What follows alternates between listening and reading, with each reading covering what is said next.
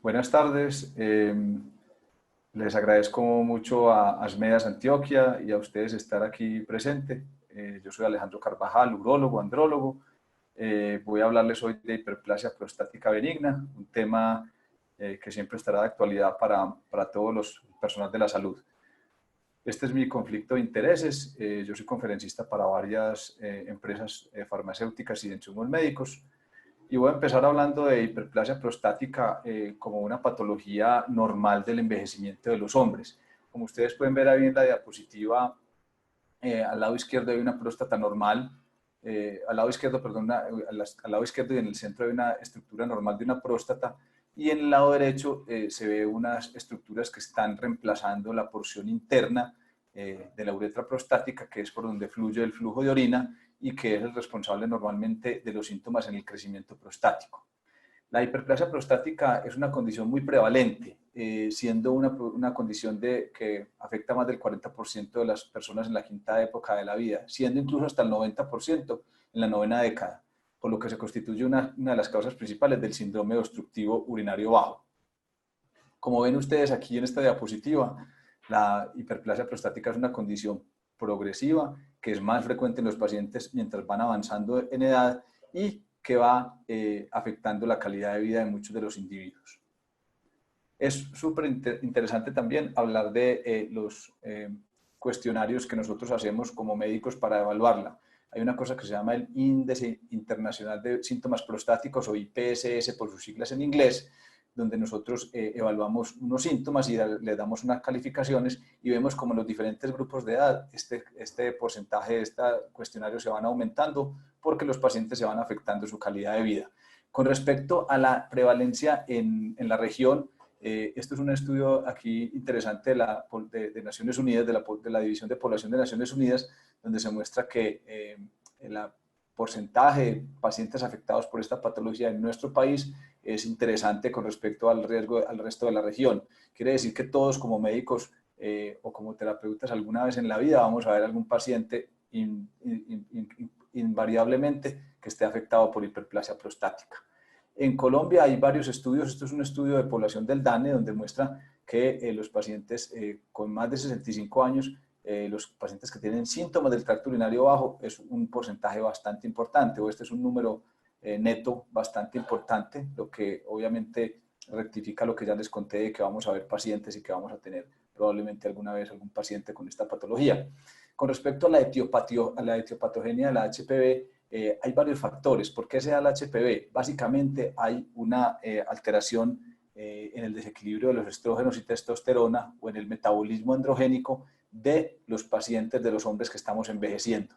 Esto hace que este tejido prostático tenga una tendencia a crecer, sobre todo el componente estromal y el componente glandular, lo que hace que esa glándula crezca y esa glándula produzca un efecto sobre el tracto urinario. Hay varios efectos entonces de este metabolismo hormonal, de este desequilibrio de la testosterona y la dihidrotestosterona, que es uno de sus precursores, que hace que estas células aumenten de crecimiento, que haya una alteración en la población de linfocitos T y de macrófagos y una conversión de fibroblastos a miofibroblastos que también favorezca esta patología. Hay una cosa interesante y es el mecanismo de la inflamación, el poder de la inflamación. Y esto es interesante porque si vemos en los pacientes que están teniendo hiperplasia prostática, la inflamación es un factor también importante y determinante. Incluso cuando los pacientes disminuyen el efecto de la inflamación, pueden no solo disminuir el tamaño de sus glándulas, sino también, desde el punto de vista funcional, mejorarse de sus síntomas. Entonces hay varias teorías, entre ellas disminución de la muerte celular también, susceptibilidad genética, aunque no podemos decir exactamente que el paciente que tenga hiperplasia, su familia la tuvo que tener. Entonces hay un equilibrio, para seguir hablando del efecto la posible génesis de la hiperplasia, de la dihidrotestosterona, que es la hormona precursora de la testosterona del envejecimiento, que hacen que estos individuos tengan una susceptibilidad a que crezcan estas células. Recuerden que la hiperplasia es un aumento del número celular, es un aumento de la proliferación de esas células. Hay un desequilibrio entre la muerte celular y la proliferación celular, lo que hace que estas glándulas vayan creciendo, se vayan poniendo más grandes, vaya creciendo el componente estromal y el componente glandular y los pacientes tengan síntomas. No se les olvide una cosa que es importante, y es que la mayoría de la hiperplasia crece en la zona transicional de la próstata. Ese aumento del número de células también hace que haya una disminución del equilibrio entre el colágeno y el músculo liso de los pacientes, y que podamos evidenciar en una evaluación microscópica el crecimiento nodular, tanto del componente estromal como epitelial. No se les olvide que en la fisiopatología, normalmente cuando hablamos de síntomas urinarios, se los atribuimos a un componente normalmente obstructivo, que es un componente mecánico por hiperplasia, hipertrofia e hiperplasia, y un componente dinámico porque hay una disminución de la capacidad de la vejiga para vencer la resistencia del tracto de salida geniturinario. Las molestias irritativas son secundarias normalmente al aumento de la resistencia. Entonces los pacientes están obstruidos, pero la vejiga empieza a hacer más contracciones para vencer esa resistencia, y eso hace que los pacientes tengan síntomas de almacenamiento o lo que llamábamos antes síntomas irritativos. Esta es una gráfica donde se muestra la vejiga, donde se muestra cuál es el componente de ese tracto urinario. Como ven, ahí está el músculo detrusor dentro de la vejiga. El músculo detrusor tiene una contracción para tratar de expulsar esa orina. Esta es la uretra prostática aquí en la parte inferior. Aquí en la mitad está el conducto o la uretra prostática por donde fluye la orina del tracto urinario, y este componente de la próstata, el que sobre todo es a nivel de transicional, hace que estas paredes de esta uretra prostática se reduzcan de tamaño y que haya una disminución o un aumento de la resistencia de la salida de la orina, que causa normalmente los síntomas. No se les olvide que la obstrucción en la vía de salida resulta de hipertrofia e hiperplasia, y también no solo hay un crecimiento de la próstata, sino que el músculo detrusor también puede sufrir unas consecuencias de ese síndrome fisiopatológico de aumento del crecimiento de las células, sino que esa vejiga también va a sufrir, en ese músculo detrusor va a sufrir unas consecuencias. Esto es muy parecido a lo que pasa en el corazón cuando el corazón se dilata y empieza a hacer hipertrofia, que al principio puede ser benéfica esa hipertrofia para tratar de expulsar mejor la orina, pero que con el tiempo hacen que esos depósitos de colágeno, que esas alteraciones a nivel de la estructura de la vejiga, hagan que la vejiga pierda resistencia, y al final, con una próstata aumentada, con una obstrucción del tracto urinario y con una disminución de la fuerza de contractilidad de la vejiga, los síntomas empeoren o incluso el paciente llega a tener una retención urinaria.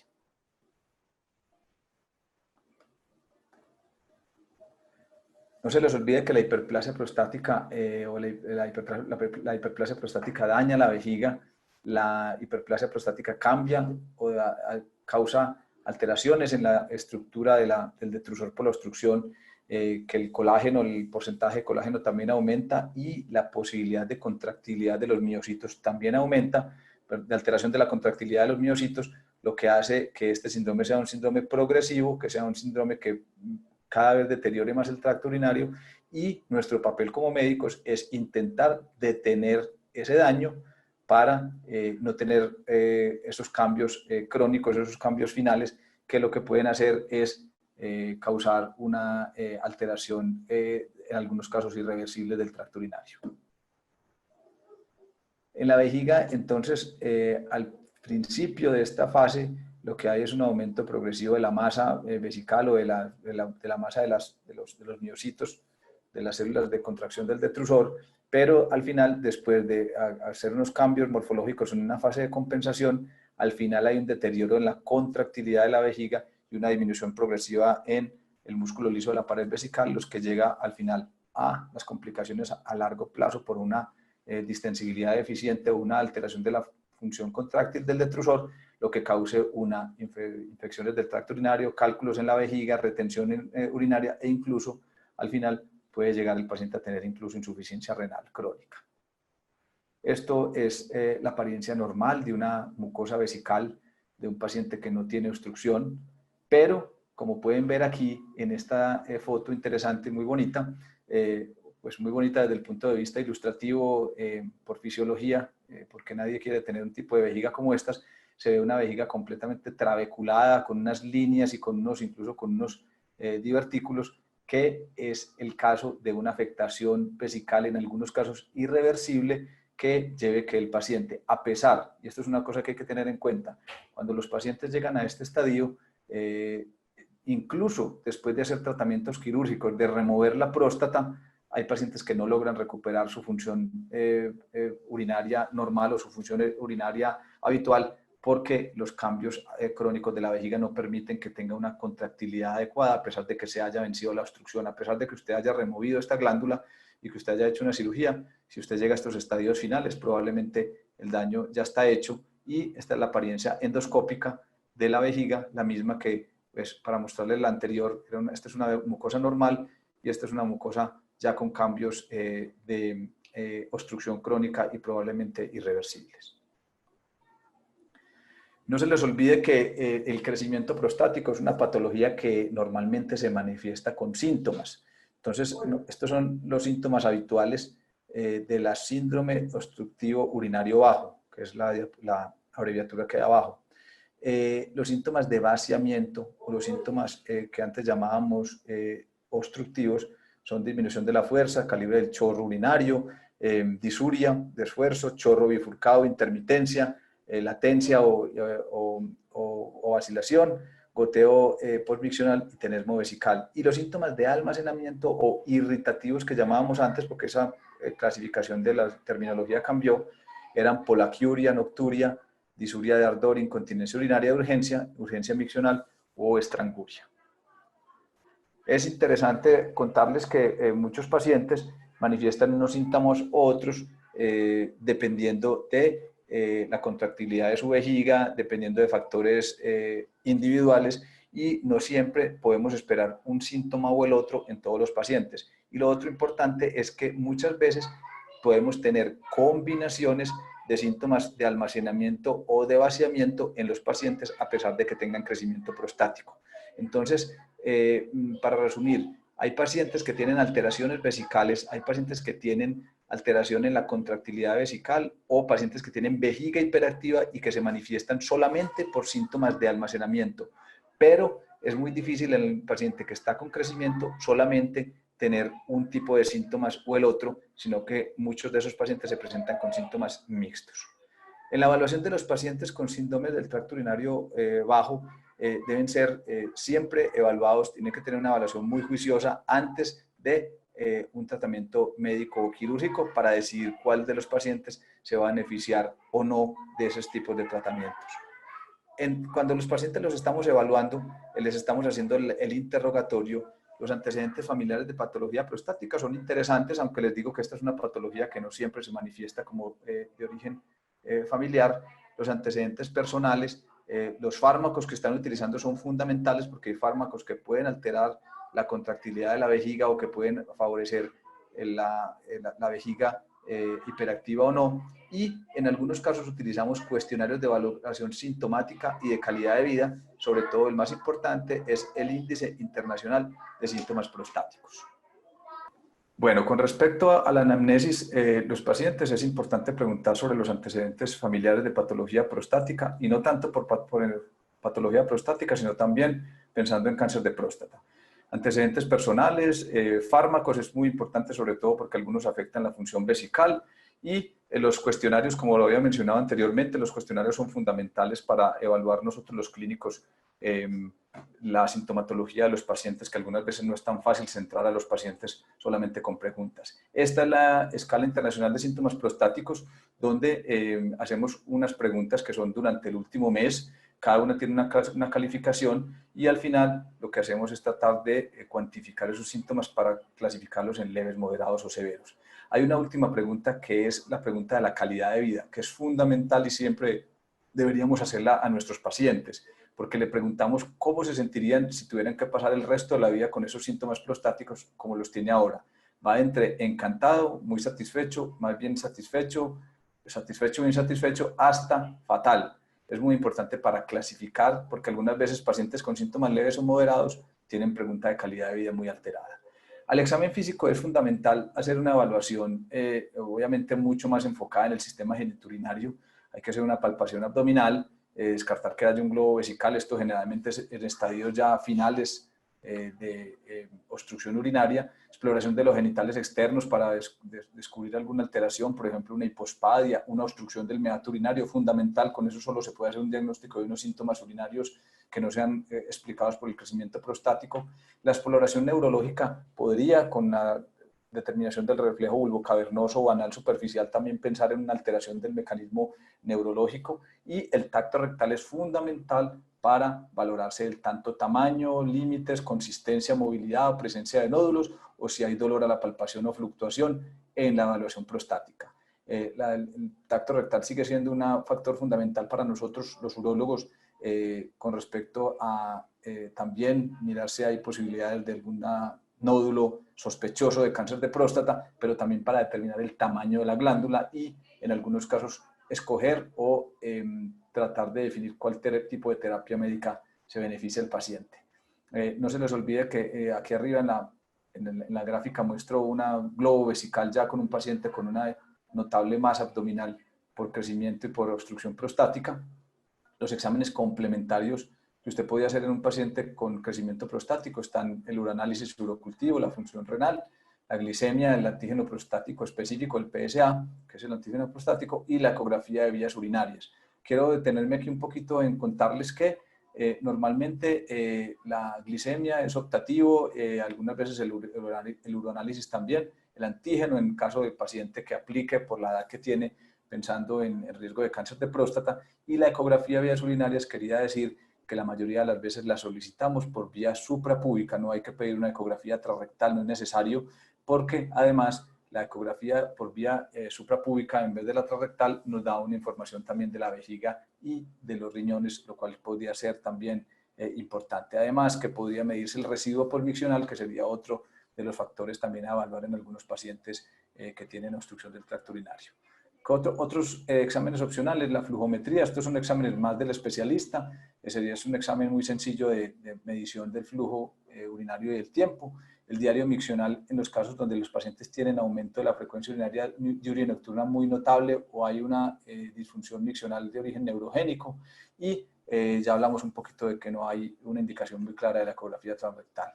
Esto es una uroflujometría donde muestran unos patrones diferentes donde en algunos casos se pueden correlacionar o no con el grado de obstrucción, y vamos a hablar un poquito ya del tratamiento de la hiperplasia prostática.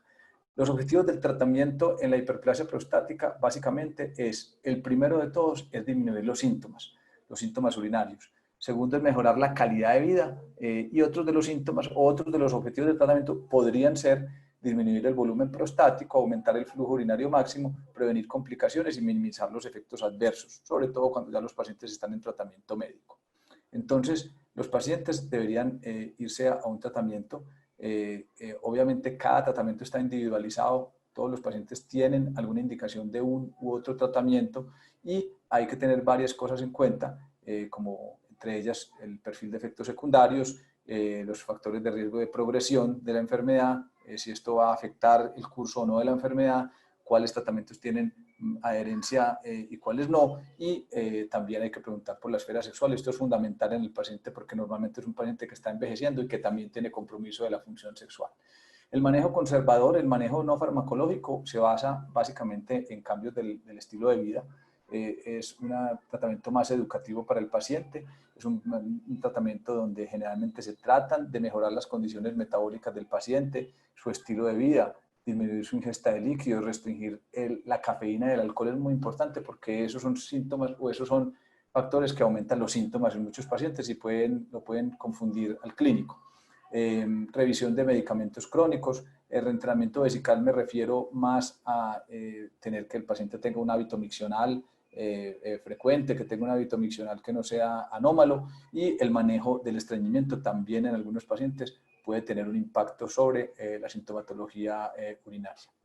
Medidas no farmacológicas están contempladas dentro de las guías de la Sociedad Europea de Urología. Quiere decir que esto de darle estas recomendaciones al paciente nunca sobran y realmente las tienen incluso hoy las guías vigentes del año 2020 sobre recomendaciones de tratamiento de los síntomas del tracto urinario. Entonces, hay una cosa que es muy importante y es cuáles pacientes tienen indicación directamente de cirugía, porque hay pacientes que nos llegan en estadios tempranos, en estadios intermedios, en estadios tardíos de la enfermedad. Definitivamente los pacientes que llegan con retención aguda de orina, que ya dijeron, ya estuve en urgencias, ya me han pasado sondas, porque tuve atacamiento de orina o retención urinaria, es un paciente que tiene indicación de cirugía. Ahí no hay que tener ninguna otra consideración en estilo de vida ni en medicamentos, sino que probablemente pensar directamente en la cirugía. Hematuria secundaria al crecimiento prostático, que no sea hematuria por un tumor de otra cosa o por una patología renal. Infecciones urinarias recurrentes asociadas a la obstrucción también sería una indicación. Cálculos vesicales o litiasis vesical, falla renal, alteración de la función renal e hidronefrosis. Hidronefrosis me refiero al paciente que tenga hidronefrosis, sobre todo bilateral, asociada a la distensión vesical por el crecimiento prostático. Estas son indicaciones relativas y esto hay que tenerlo muy en cuenta porque los pacientes que tienen síntomas urinarios moderados o severos o tratar de prevenir complicaciones podrían ser pacientes que pueden ser candidatos, pero esto es un poco subjetivo porque incluso hay pacientes que dicen yo no me mejoré con el medicamento, ya llevo mucho tiempo tomando medicamento, quiero otra opción. Ese podría ser un paciente que tuviera una indicación relativa de tratamiento quirúrgico en HPV. Con síntomas moderados habría que ver riesgos-beneficios y sentarse con el paciente a ver las alternativas. ¿Cuáles son las alternativas de tratamiento en Colombia para la hiperplasia prostática? Aquí se las voy a poner. Normalmente los tratamientos van entre tratamientos monoterapia o tratamientos combinados. La mayoría de los tratamientos, en realidad, para serles franco, los dos primeros renglones, las dos primeras columnas son las que tenemos o las que utilizamos nosotros como alternativas, que son los tratamientos de monoterapia o las terapias combinadas. El tratamiento de monoterapia, los alfa-bloqueantes, los inhibidores de la 5-alfa reductasa, los antimuscarínicos, los inhibidores de fosfodiesterasa tipo 5 y la fitoterapia son una opción como monoterapia, y en la terapia combinada, normalmente la única de estas terapias combinadas que tenemos en una sola cápsula son el tratamiento con el alfa-bloqueante y el inhibidor de la 5-alfa reductasa. En Colombia hay una presentación comercial de una combinación entre la tamsulosina y el dutasteride, uno alfa-bloqueante y el otro inhibidor de 5-alfa reductasa. Básicamente, ¿cuáles son las consideraciones para la terapia en hiperplasia? Más medicamentos, mejor control de síntomas. Esto es una cosa para contravertir, pero esto sí es muy claro: más medicamentos, más efectos secundarios, de acuerdo, y más medicamentos, mayor costo, también. Entonces hay que tener en cuenta que para todo síntoma no puede haber un tratamiento, y lo digo es porque hay pacientes que, según los tipos de síntomas, el tamaño de la próstata, los estudios que tengan, las comorbilidades y obviamente la evidencia que tengan los medicamentos, pueden indicarse para recibir tratamiento con monoterapia, con un solo medicamento, o recibir tratamiento con terapia combinada. O incluso así no sea en una sola cápsula, usted podría utilizar en un paciente tratamiento con alfa-bloqueantes y antimuscarínicos si tuviera síntomas combinados. ¿Cuáles son los tratamientos entonces, para hablar un poco y rápidamente de cada uno? Los alfa-bloqueantes, los receptores alfa-adrenérgicos, son medicamentos que median la tensión del músculo liso en el estroma prostático y lo que hacen es reducir el tono dinámico, el tono del músculo del tracto urinario inferior. Estos son los que tenemos en Colombia disponibles: la terazosina, la doxazosina, la alfusosina y la tamsulosina, la silodosina, que son sobre todo los uroselectivos, que tienen un mínimo efecto sobre la tensión, sobre la presión arterial. Esto es lo que hacen los alfa-bloqueantes: reducir, miren donde están en azul todos los receptores. Lo que hacen es tratar de afectar o de impactar sobre los alfa-receptores, que son de diferentes tipos, y lo que hacen es mejorar el índice internacional de función de síntomas prostáticos entre 4 a 6 puntos. Los pacientes normalmente tienen una mejoría de los síntomas muy rápido, se sienten mucho mejor, que es el objetivo del tratamiento, y los efectos adversos normalmente con los que tenemos ahora uroselectivos son mínimos. La hipotensión ortostática y los problemas eyaculatorios podrían ser los más frecuentes. Los inhibidores de 5-alfa reductasa, la 5-alfa reductasa tipo 1 y 2, el dutasteride y el finasteride, son los más conocidos, los que más tenemos en nuestros medios. El que más utilizamos probablemente es el dutasteride, que lo que hace es reducir las concentraciones de dihidrotestosterona, reducir el tamaño prostático y mejorar el flujo urinario. Normalmente lo que hacemos con estos medicamentos es combinarlos con los alfa-bloqueantes. ¿Por qué? Porque combinándolo con los alfa-bloqueantes tenemos una mejoría mucho más rápida de los síntomas, y el tratamiento con el tiempo logra esa reducción del efecto sobre el tamaño de la próstata. La disfunción eréctil y las alteraciones de la libido en menos del 10% de los pacientes, para tenerlo en cuenta, y sobre todo cuando se hace como terapia combinada, cuando se hace como combinación entre tamsulosina y dutasteride. El fundamento de la terapia es mejorar sintomatología, mejorar a corto plazo y control de la enfermedad a largo plazo por la disminución también del tamaño de la próstata. Los resultados definitivamente con la terapia combinada en buenas manos, bien indicados, son unos resultados bastante alentadores, bien utilizados. Recuérdense que hay que hacer también una determinación del antígeno prostático para mirar la reducción del mismo, que normalmente después de 1 año de tratamiento es más o menos la mitad, o hay que multiplicar el antígeno prostático por 2. Estos son los resúmenes de las recomendaciones para el tratamiento de las guías de hiperplasia prostática. Las guías no han cambiado tanto en los últimos 8 años. La indicación de la terapia combinada, sobre todo para próstatas mayores de 40 gramos, sigue siendo normalmente la variable más común en las guías. El tratamiento con monoterapia o con alfa-bloqueantes para los pacientes que tienen síntomas de vaciamiento o síntomas obstructivos, y para los pacientes que tengan síntomas de almacenamiento o irritativos, más los tratamientos con alfa-bloqueadores, con anticolinérgicos. La terapia combinada dual está recomendada por guías clínicas en muchas de las sociedades y es una alternativa más para el especialista. Les agradezco mucho la atención, espero que hayan disfrutado de la conferencia y espero que tengamos algún espacio para poder resolver algunas de las inquietudes o dudas. Muchas gracias.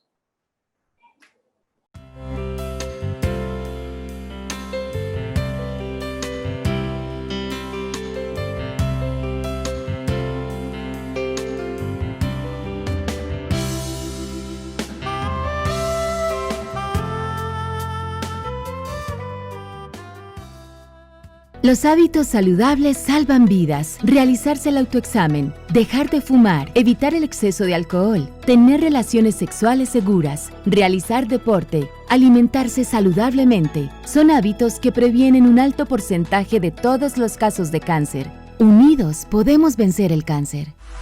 Unidos, Gobernación de Antioquia.